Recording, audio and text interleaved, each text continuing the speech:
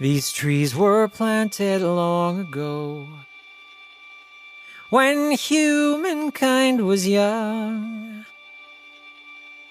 And in the intervening years, poets, saints, and balladeers have writ of all the sundry fears that lie within the woods. The strange, strange woods. I'm here at the home of Peter Howland, where just over a year and a half ago, the body of 18-year-old Jacob Wells was discovered on this property. At the time, authorities called it an accidental death. But Jacob's uncle, Donald Van Kalkar, has new information that he says should prompt law enforcement to reopen the case. Howland called the sheriff's department, and he asked him if there was a reward for finding my nephew. And when he found out that there wasn't, he waited 3 days before telling them he found his body on his property. Now, you telling me he didn't know where he was when he called about that reward? And you think perhaps Jacob was still alive when Mr. Howland made the call? That's right. That's exactly right. He let him die out of spite for the whole town, is what I think. In a related twist to the story, Donald's son, John Francis, was recently injured on Howland's property while playing with his cousin, Jacob's sister, Peregrine Wells. Along with 3 other teens, the pair have been training to undertake a survival challenge, allegedly spearheaded by Howland. And when the winter brings to bear that cold and creeping night, we huddle round the solstice feast, awaiting daylight from the east to ward off any howling beast that wanders from the woods. The strange, strange woods. They should be opening an investigation into negligence for my son, and they should be opening a wrongful death investigation for Jacob. We've got a monster right here in Whitetail threatening the safety of our community. We have to do something about it. I'm Brett Ryback, and this is In Strange Woods.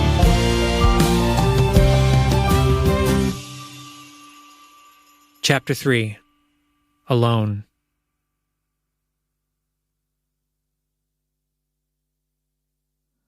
Right now I'm making the ones, okay, so these are the ones with the nuts, and then these are the ones when they're done I'm going to make without the nuts. And then I got the frosted sugar cookies, I got the ginger snaps, the lady fingers, and the peanut butter blossoms. Oh, don't forget the lemon squares.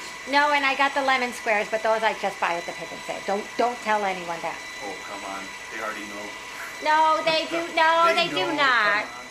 It's December 27th, and Irene O'Connor is baking treats for her annual New Year's Eve party, only 4 days away.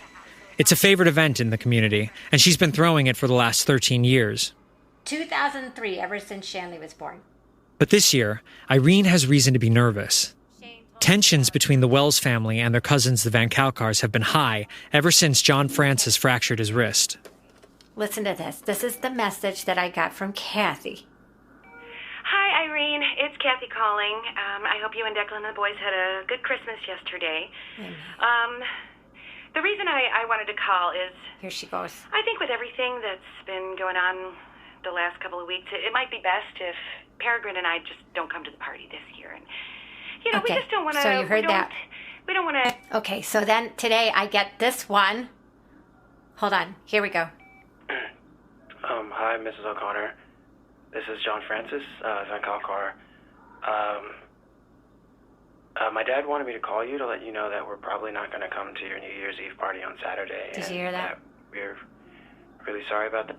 I mean, this just really threw me for a doozy here, because without them, there's no turkey drop. I don't know how to... Good, yeah, great. You won't set the damn house on fire.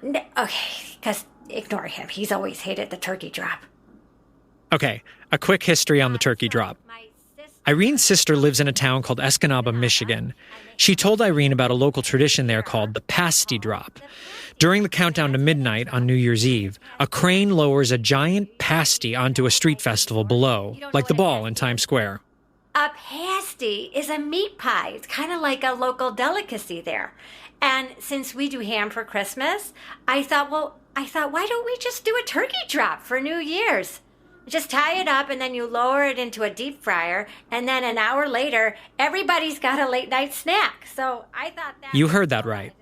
For the past 2 years, the O'Connors have lowered a raw turkey into a deep fryer to ring in the new year. What problem? It quickly became a holiday favorite, and a new whitetail tradition was born.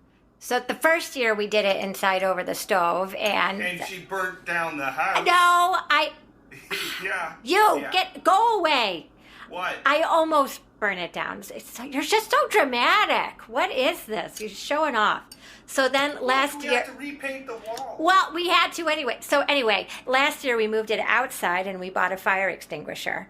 But someone didn't take the turkey out of the fridge in time, and so we missed the whole countdown altogether. Yeah. So this year the plan is that we just set everything up in advance and let the turkey just hang above the fryer until we're ready to turn it on and drop her in. So that, I thought, hold on. The problem is, Kathy Wells owns the bull rope they use for the turkey, a professional-grade rope that won't burn up in the deep fryer. It's a leftover from her ex-husband who ran a tree trimming business. The other problem is, the deep fryer belongs to Donald Van Kalkar. And now we got this family feud going on, and the turkey drop is hanging in the balance. Cancel it. Oh, honest to Pete, just he has always hated the turkey drop. I don't know what it is. I went to the Wells house that afternoon. There was tension in the air. Well, I feel betrayed. I don't know how else to say it. I told her I didn't want her going over there to Holland's place anymore. So she's upset at me, and Donald's upset at me, and Irina's upset at me, and I don't know. What is Donald upset about? Well, he blames me for what happened to John Francis, and and he thinks I'm being naive about Jacob. You know, ever since my divorce, he's felt the need to be Uncle Donald in charge with the kids, and I appreciate it. I really do, but, you know, I think I know how to raise my own kids. And now he's calling up a lawyer, and I guess he's wanting to press charges. It's starting to get real complicated. Donald is calling a lawyer? That's the last I heard. That's so stupid. Nobody did anything wrong. Well, you don't think it was wrong for you kids to be running around the woods by yourselves? Your cousin had a compound wrist fracture. It was an accident, okay? Hal wasn't making us do anything. He wasn't even there. It was my fault, okay? It was my fault. Well, why wasn't Mr. Howland there if you were out in the woods by his house? Because I'm trying to learn how to be self-sufficient so that I don't have to rely on somebody else to take care of me because you'll just let me down anyway. Excuse me, but I am looking out for your safety. I don't understand what is so important that you gotta make some plans and put your life at risk. No, you wouldn't understand because you don't even know how to make decisions on your own. I just want to know that I can trust you again because I don't right now, and it is my job to protect you. If you don't want me training with Howell, that's fine. But when I turn 18 in February, I'm going on the final. And if I have to go by myself, I'll go by myself. But I'm going.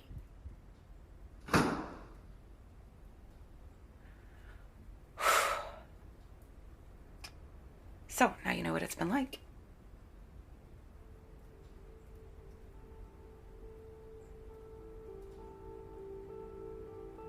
Peregrine tidies the desk in her room. There's dirty clothes strewn on the floor, a stack of incomplete college applications on her dresser. It's been a difficult few weeks.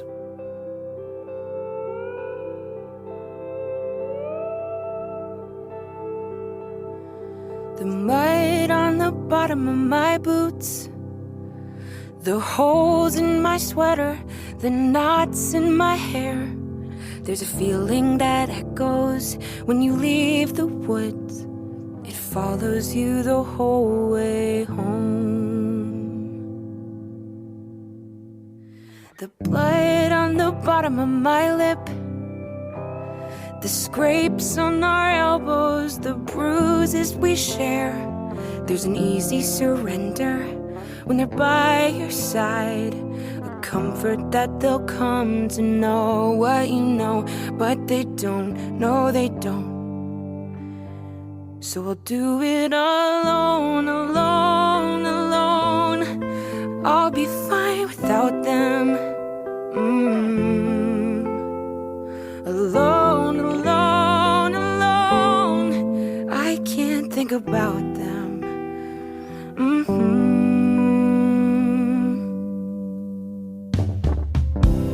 I haven't seen her since the hospital. She hasn't called or texted? My dad took my phone when he grounded me, and she hasn't called the house, so I think she's pissed at me for breaking my wrist. How come? Because then my dad wouldn't be doing all this. We'd be out in the woods, getting ready for the final. A rock at the bottom of the lake, a wolf in the clearing, a leaf in the air. There's a silence that echoes when they're not around, shattering the hope we'd grown. Felt like trust, felt like love, felt like home. Can I do it alone, alone, alone? Why go on without them? Alone, alone, alone, I still think about them.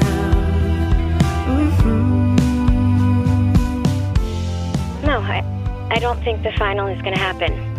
If Howell gets arrested, I mean, even if he doesn't, why would he want to go through with it? I get why Peregrine wants to do it, but I just think she's being really selfish about all of this. No, no, no, you wanna believe that the fight will be fair, that someone will come or that someone will care. But I step in his room and find nothing but air. There's one job in life, and this time I'm prepared. I'm saving myself, 'cause no one is there. No one is there. So I'll do it alone, alone, alone. I'll be fine without them. Alone, alone, alone. I won't think about them.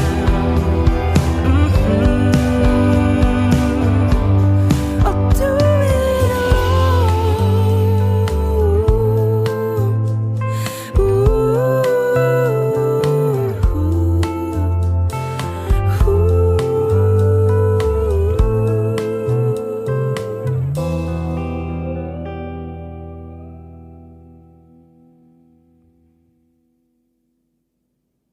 Whitetail is generally uneventful enough that talk of the final has crept into everyday conversation, and the town is clearly divided on the topic. On one side, you've got folks who think the kids are old enough to make their own decisions. On the other side, you've got people who believe it's irresponsible to look the other way while teens risk their lives. I can feel myself standing directly in the middle. I sympathize with Peregrine. She was so close to accomplishing something that she cared a lot about.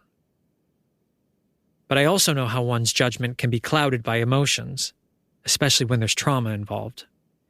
And I can only imagine how scary it must be as a parent to see your kids putting their lives at risk for the sake of, well, anything. And then there's Howell. Never have I met a man who, the more you learn about him, the less clear he becomes. The stories I could tell you, the stories everybody's got about this guy. And Donald's right. Everybody does have stories about him. And the more stories you hear, the less Howell seems like a real person, the more he becomes like a character in a tall tale. A cautionary story that parents tell their kids about an evil winter king who reigns during the cold months, draping the village in early darkness so he can eat little children who misbehave. I'm only half kidding. Whitetailers have pretty strong opinions about him. Oh yeah, no, he's crazy. Weirdo. Completely deranged. Here's Donald Van Kalkar again. So John Francis is 18, and then, man, I tell you, when kids turn 18, they think they can do whatever they want. And legally speaking, sure, maybe they can. So I don't have any legal ways to keep my son from participating. But I can take legal action against Howland and protect my son that way. So is it true you're talking to a lawyer? Yes, sir. You better believe I am. In addition to a negligence charge against Howell for John Francis's broken wrist, Donald wants the sheriff's department to open a wrongful death investigation into his nephew's death. If Howell knew that Jacob was alive and injured somewhere, but didn't say anything, that omission could be criminal. I get where Donald is coming from. This is Sheriff Neil Porter. He led the search effort when Jacob Wells went missing. He and Donald have clashed ever since Porter started working in Whitetail. My wife and I have a 4-year-old and a 6-month-old, so as a parent, I get wanting to lash out against someone who's hurt your family. Then why don't you think a wrongful death investigation should be opened? The coroner's report says Jacob Wells died the night he went missing, the night of the snowstorm. Now, I know some people like to think Howland has superhuman abilities, but how was he supposed to know that Jacob was out there that night in the middle of a snowstorm? But was there a phone call asking about a reward for finding him alive? I can't comment on that sort of thing. Are you saying there was a phone call, but you can't comment on it? I have no comment, but if you look at the facts, and the fact that Howland has no history of criminal behavior, everyone just needs to calm down. But if you ask some of the locals, Howell does have a history in Whitetail. And not a very good one. Now he's got a grudge against this town. Had one ever since he got here. Now he's got John Francis pledging allegiance to his nonsense. Puts him in the hospital, gets him riled up for some survival challenge. There's only so much you can take. There's a cost to causing trouble in this town. Try and drag my people down, well, not today. There's a cost to causing trouble just for fun. You can hide and you can run, but someone's always gonna pay. It's been like this for years. So I heard from Vicky, waitress down at the Greystone Diner, that she heard straight from... I heard from one of our regulars, says he saw Howland physically removing trail markers from trees. Said they were too close to his property. Just hacking them off, like he wants people to get lost. And then, when they come knocking for help, all he gives them is a lecture about how they ought to know better than going out in the woods with no plan. No, it's like he gets a kick out of seeing people suffer. I swear, I've told John Francis 1,000,000 times, we are social creatures. The man who solves other people's issues won't have any of his own. 'Cause there's a prize for proper living earns respect. Do your part and cash the checks, now that's the way. There's a prize for proper living got me here. Make a problem disappear and someone's always gonna pay. You know why I like Donald Van Kalkar? He's a straight talker. Yeah, he talks your ear straight off. Yeah, that too. Bait and Tackle run a small fishing and hunting goods store right where the town meets the forest.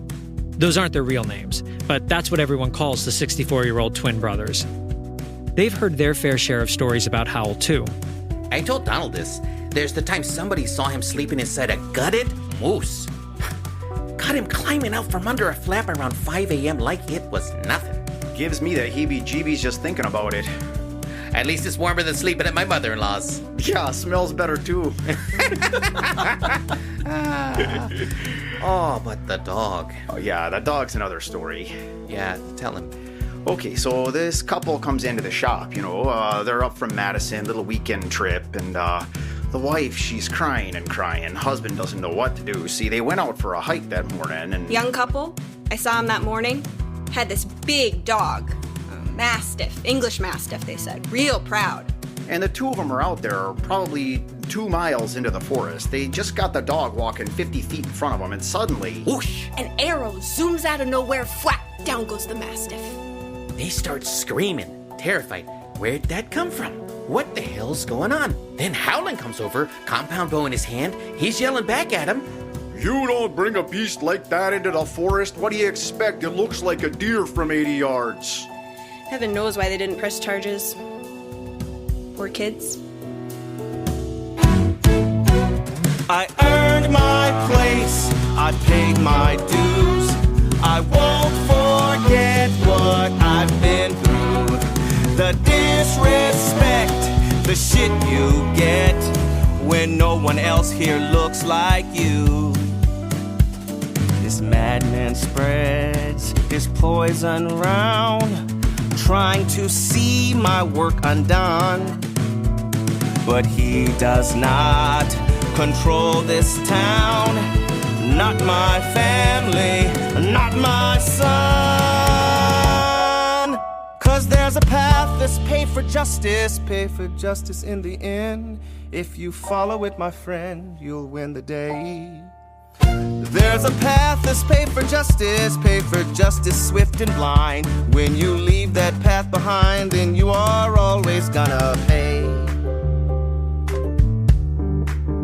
Yes, there's a path that's pay for justice, swift and blind. When it's threatened by his kind, then we must always make them pay. Hi there. You a reporter? What's that? What station do you work for? Oh, no, I'm a writer. Can you turn that off? Yeah, sure. I went to Howell's property and found a local TV news van parked out front. They were waiting for Howell to emerge, like Bigfoot fanatics hoping for a money shot. The cameraman said Howell hadn't stepped outside in over 72 hours. Like he's hibernating, he said. I felt sorry for Howell, I really did. I understand the town's frustrations, but the stories whitetailers tell don't exactly line up with the man who opened up to me over a glass of dandelion brandy 2.5 weeks ago.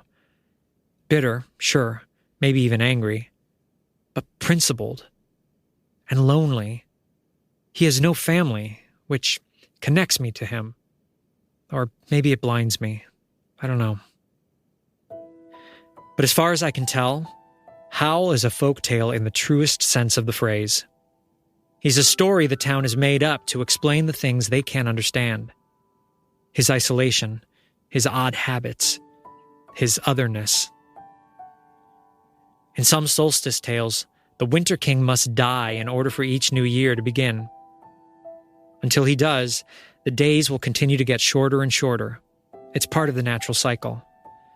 Those stories, it turns out, aren't about fear of the darkness. They're about making way for the light to return. Stay tuned for more after the break.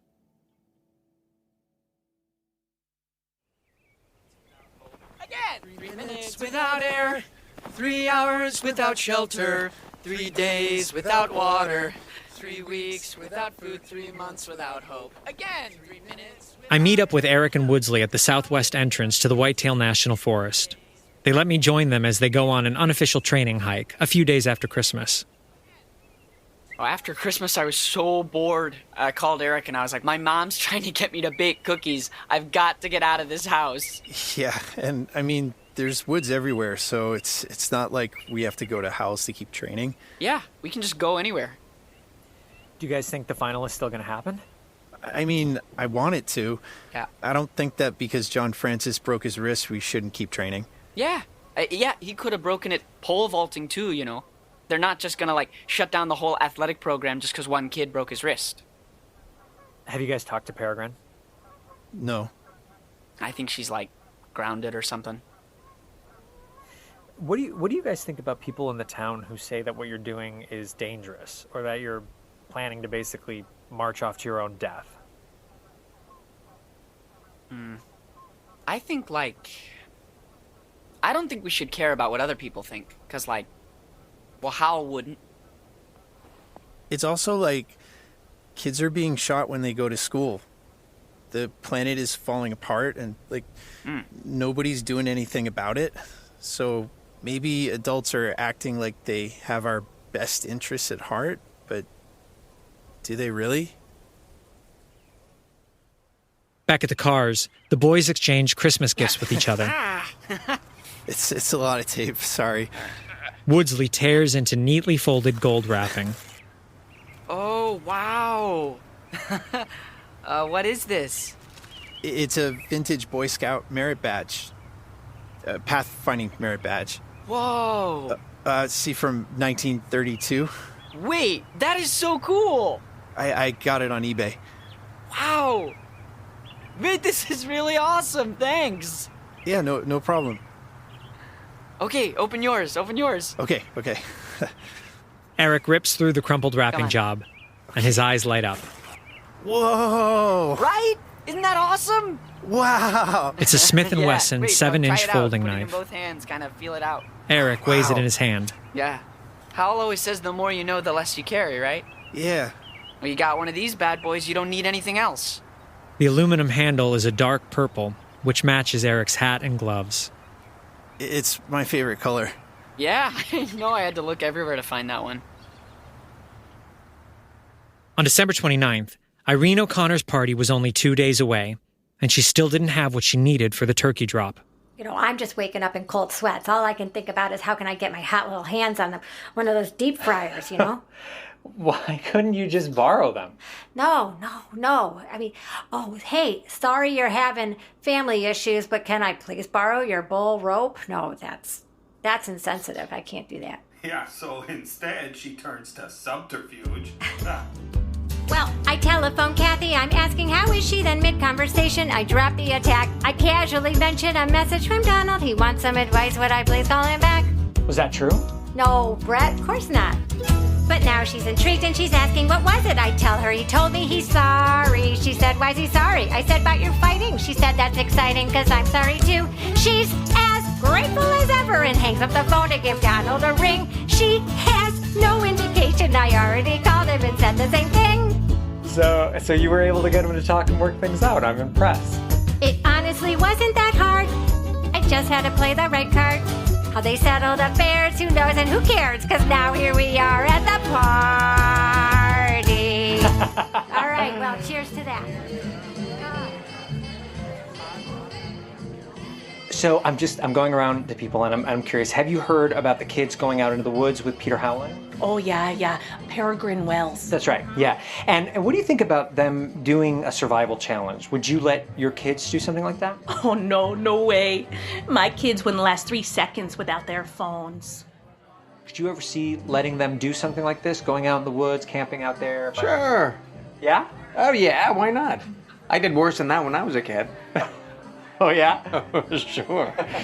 You gotta let kids learn. You gotta let them make mistakes. Even dangerous mistakes? Maybe. Sometimes. I wouldn't be so worried about them in the woods, but You think they could survive in the woods alone? I don't know. But you can't protect them from everything. I'd be more worried about Howland. Yeah. Really? I don't trust him. I would imagine he's pretty upset about all the attention, and I wouldn't be surprised if he tried to get even. That's right. I was actually a little worried about coming here tonight. You think he would do something during the party? You never know. That's right. Whether or not they'd let their own children participate in the final was a matter of debate, but there's one feeling these parents shared. But you know, they're not our kids. They ain't my kids, so... I'm not their mom, so I don't have to worry about it. Thankfully. Oh, no. Eric and Woodsley gorge themselves on potato chips and pigs in a blanket. They dart back and forth between the upstairs party area and the downstairs rec room.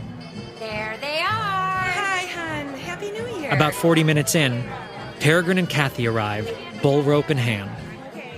15 minutes later, Donald and his wife Wendy show up with John Francis awkwardly carrying the deep fryer, his right hand in a neon blue cast. Irene springs into action. Shannon! Seamus, upstairs. Come on. Let's go, boys. Get up here. Dad. Okay. Go outside. Go help your father get the turkey drop off. Let's go. It's 8 p.m., 4 hours until January 1st. I pull Donald aside and ask him if he's still pushing for charges against Howell. I don't know if we should talk about that here. But the answer is yes. Talked to Sheriff Porter yesterday, finally. What did he say? He's considering our options. There weren't a lot of options. This is Sheriff Porter. Negligence is very hard to prove. You'd have to say that Howland's actions or inactions led directly to John Francis injuring himself, let alone Jacob Wells' death. Okay. They weren't technically on Howland's land when all this stuff happened. But who dragged them out to the forest to begin with? Who made them do those exercises? Howland. Ultimately, Donald is the one responsible for his own son. A case could be made that he should be at fault for negligence. He wasn't too happy when I told him that. I said he could go f*** himself. Put that on your podcast, Brett. Hold your horses. I'm getting another case of beer. I'll be right back. The party is now in full swing. There's about 35 adults spread across the main floor of the O'Connors' house, with an additional 15 kids in the basement below. The second-story living room opens up onto a deck. From there, porch light illuminates the O'Connors' backyard below. At the edge of the light is the bizarre configuration of a turkey hanging above an inactive deep fryer, framed by darkness and woods beyond. 10 p.m. 2 hours to go. Then I find out from my sister in Michigan that the pasty drop isn't an actual pasty. No, it's not. It's a string of lights in the shape of a pasty. I know! Oh, I know! I couldn't believe it. I think the turkey drop is an improvement if you ask me. Wait, you guys have been training this whole time? Just, like, the last week. Why didn't you tell me? I thought you were grounded. Come over here. Okay. Have you talked to John Francis about it? No. He and Lexi aren't talking to me. We haven't heard from either of them. I'm still doing the final. It's gonna happen. How? I'm turning 18. I'm gonna do it during midwinter break. That's so awesome! Shh! Are you guys in? I don't want to have to do it alone. Hey, guys. Hey! Whoa! What's up? Nothing. Not much.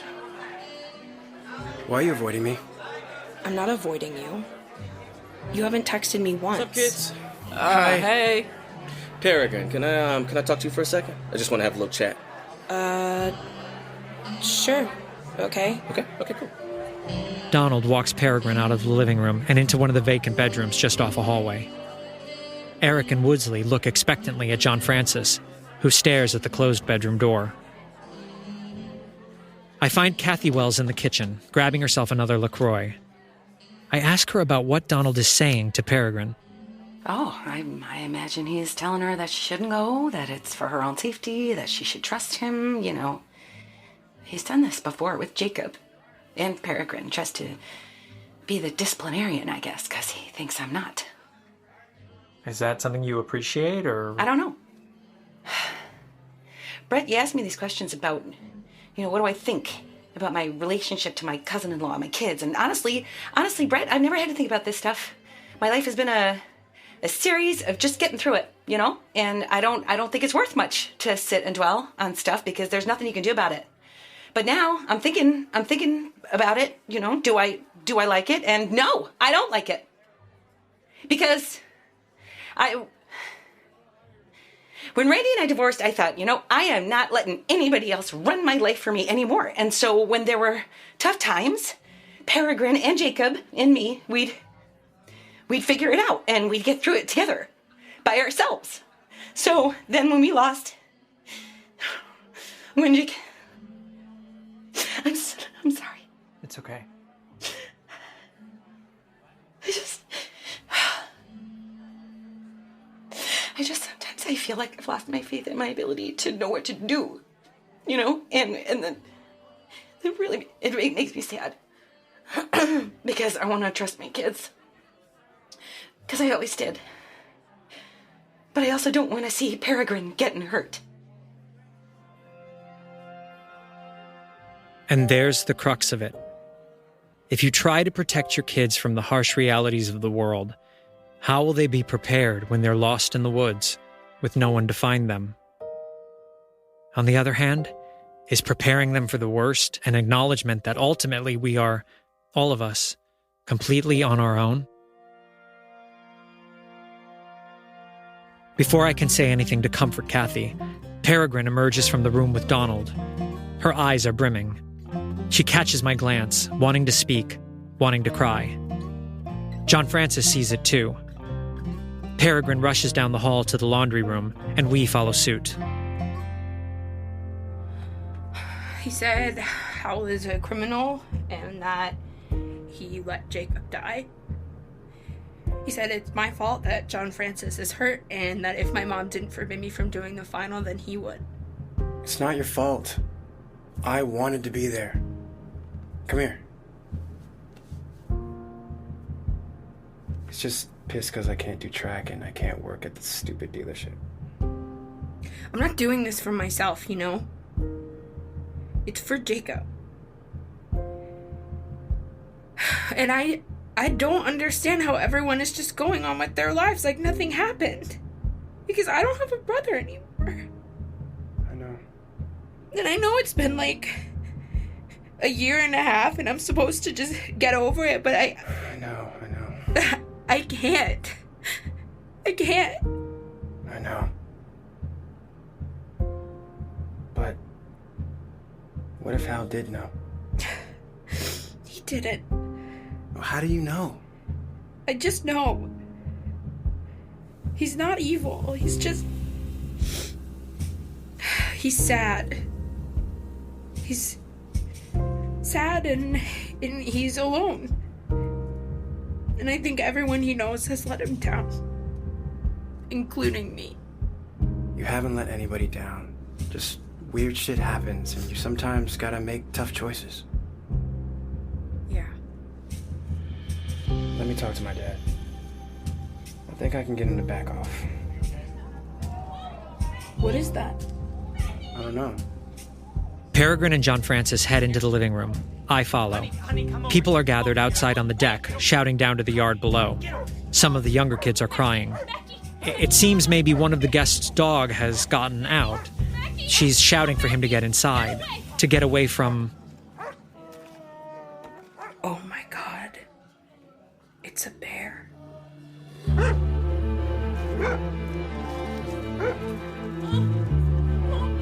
My first thought was Peregrine. Try to find her, make sure she's okay. I saw Donald inside on the phone, and he pointed out back where the guests had all gathered, and that's when I went and looked down at the bear again, and there were some kids trying to scare it away. I could recognize Eric and Shane, who was banging on pans, and John Francis was locked in this dance with the dog as it barked at the bear. But who is it there with this blanket midair? And I'm staring and staring, and oh my God, it was Peregrine! I have no clue where it came from. I just knew that Peregrine ran down the steps and I ran with her. So Peregrine grabbed my mom's quilt so she would look bigger, and I grabbed the lemon square tins and I just went to town on them. Bang, bang, bang. The bear just wanted to get the turkey, obviously, but the dog kept charging at him, and the bear would swat back. It was this cycle that wasn't just going to end unless we did something. Eric, grab the other end of the blanket. I've got it. Hey! Spread out slowly. The way she took charge, like she knew what to do. It's so strange when you witness an instant your daughter becomes someone new. Who was this girl? Who is this girl? Grab the dog. I got him. I got him. Okay, move toward the fryer. Right. Slowly. Eyes on the bear. She was standing her ground. She was fearless and free. And she almost resembled a kind of a woman that I've tried to be. I knew this girl. I know this girl. Follow my lead. We got this. We got this. She's the baby I clung to. Many nights spent confused and afraid. She's the child whose eyes gave me strength to make choices I knew must be made. She's the girl for whom I tried to live like a woman that she could aspire to be. And look at her now. She's inspiring me.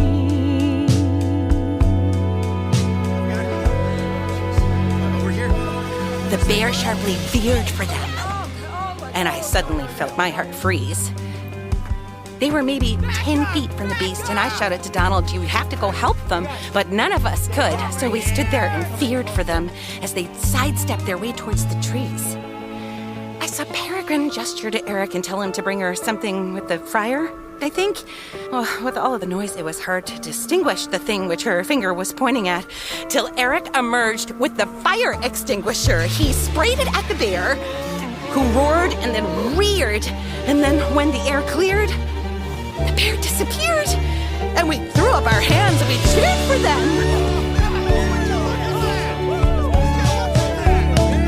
This is the kid that I prayed each night would grow up courageous and smart, knowing when she should follow the rules and when she should follow her heart. The girl that she is the person I always expected my daughter to be. I guess I forgot. That's what I taught her to be. Oh my God! Oh, I can't believe you did that! I know. Are you okay? Yeah. Oh my God, I was so scared. Oh, I'm okay, Mom. I'm okay. She knows right from wrong. She's aware of the rules. But now I can see that we're built differently.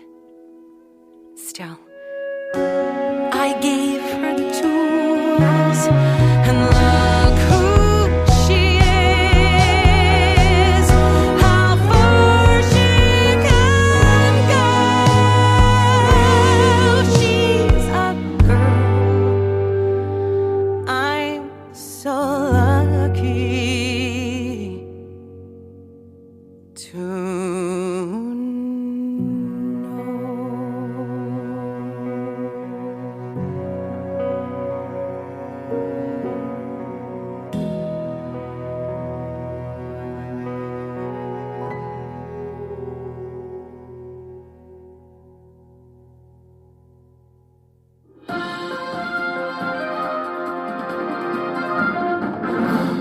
Good evening, I'm Derek Rodriguez. Our first story tonight, an attack by a black bear at a New Year's Eve party turns local teens into heroes. Chelsea Hamilton has the story. Whitetail resident Irene O'Connor's annual New Year's Eve party received a visit by an uninvited guest. About an hour before the clock struck midnight, a black bear wandered onto her property, attacking and injuring a neighbor's dog. Thanks to this swift action of 4 teenagers, the bear was frightened away and no further injury occurred. Authorities say the bear was drawn by a raw turkey hanging from a tree in the O'Connor's backyard, part of an annual turkey dropping tradition in the O'Connor family. I'm still in shock. I mean, you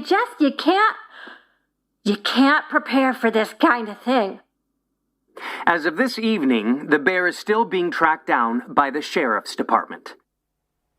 We found it. We shot it. Oh, really? Yep. Not something you see every day. Yeah, I would have thought bears would be hibernating. Well, bears don't actually hibernate, but the unusual thing was that this bear had what looked like,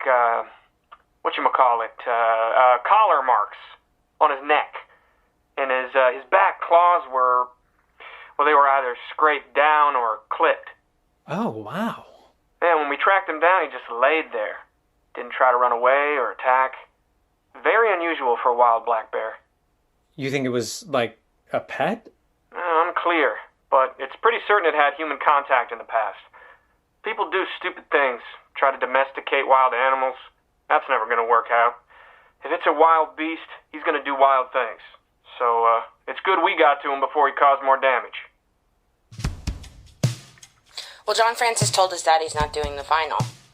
That's how he got him to drop the charges. Yeah, I was surprised to hear the charges had been dropped. Yeah, I guess he didn't care what I did. He just didn't want John Francis doing it too. But my mom is finally on board, thank God. So it's just going to be me, Eric, and Woodsley. What about Lexi? She still says it's a bad idea and that she won't go if John Francis isn't going, which is interesting. She likes him. Yeah, I guess she does. I never really thought about that. And what about Howell? He'll be there. How do you know? He always expects that other people will let you down. He's not going to be the one to let us down. We're family. The only family he has.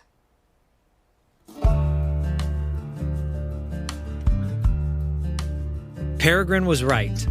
The media circus around Howell would dissipate in the early days of the new year. And after nearly 4 weeks of being shut inside, Howell was in need of food. He emerged and walked his wagon to the pick and save to gather more of his winter sustenance. Peregrine's bravery against the bear attack made her a celebrity at school. And pretty soon, the story joined the repertoire of local lore at Bait and Tackle's shop. She's got nerves of steel, I tell you what. If I came face to face like that, I'd be the one running. Oh, but he's talking about the girl, not the bear, you know. That's right. Now, with the community behind her, and with Kathy's blessing, Peregrine and the two boys would resume their training in advance of a February 13th final. All of Whitetail would be watching the event, standing by as 3 of their young would be led deep into the woods by an outsider, placing silent bets on whether or not they would be able to survive. Honestly, now that bear is dead, I think the real danger is gone. By now you've likely recognized the reason in this rhyme. It isn't rivers, rocks, or trees that make the woods as strange as these. It's life's unwelcome guarantees that constitute these woods. The things that make us hurt and grow, sudden grief, incessant woe, they come to all and all will know the darkness of those woods. The strange, strange woods. The thing about Van Kalkar's suit against Peter Howland, it's nearly impossible to prove intentionality in a wrongful death case. How are you going to show that somebody was motivated to not do something at the detriment of others? Only a history of that sort of malice is going to be convincing to a judge and jury. And according to Sheriff Porter, Howell just didn't have that kind of history. Hi, yes, I'm calling for Brett Ryback. At least as far as any of us knew. My name is Sandra Pierce. I'm Peter Howland's cousin. Next time.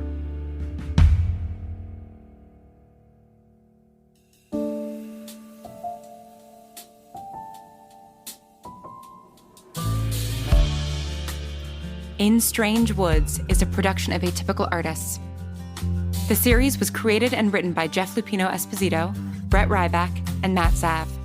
The series was directed by Jeff Luppino-Esposito, music produced by Matt Zav and Evan Cunningham, and sound designed by Brandon Grugel and Steven Jensen. In Strange Woods is executive produced by Matt Zav, Brett Ryback, Jeff Luppino-Esposito, Lauren Shippen, and Briggon Snow. For more information about the cast and crew, please visit instrangewoods.com.